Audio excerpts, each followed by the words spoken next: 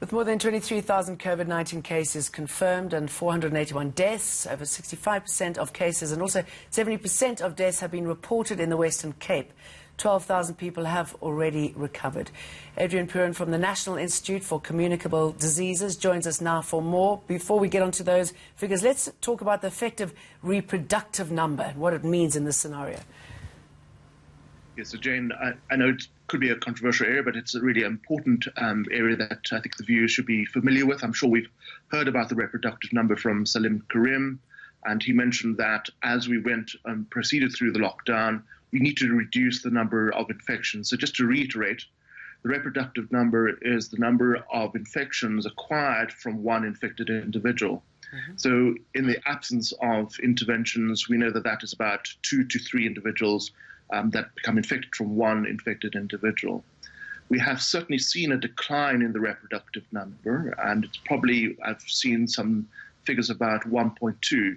So we've reduced it by about, let's say, 50% or thereabouts, but that still means, as we flatten the curve, that let's say 100 people are infected today, that means 20 people will be infected within the next 5 days. So we'll have 120 people being infected. The idea is really to reduce that our effective number to 1 or below.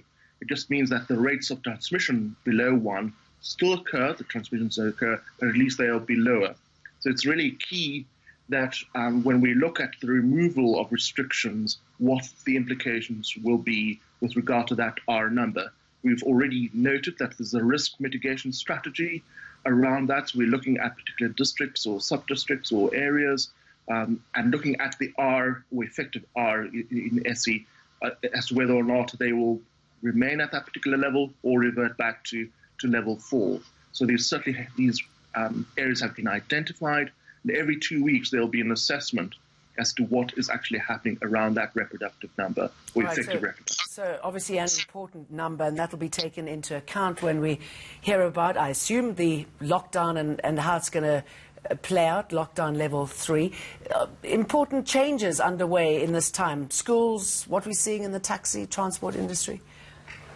Yes, so I think it's really critical that all these industries really look at their protocols and make sure that when staff return to the workplace, that it is a safe work environment as well. In other words, they have to make sure that, again, we focus really around, this is really critical, is the physical distancing becomes critical, the hand hygiene, the wearing of masks. These are all critical aspects that need to be in the workplace in order to ensure that they're provided an environment that is safe. Similarly with schools, I know it's contentious and controversial and very difficult to implement, but for school readiness, we've already indicated that children do not acquire infections at the same rate as adults do. Their risk of infection is much lower, and their ability to transmit, I know it's also not quite clear, but the ability to transmit is also probably likely lower, and the infection or disease in children is much different and milder in children. But given that, it still means that we have to prepare our schools appropriately in order to ensure that they are safe as well. Agreed. Adrian Puren, thank you.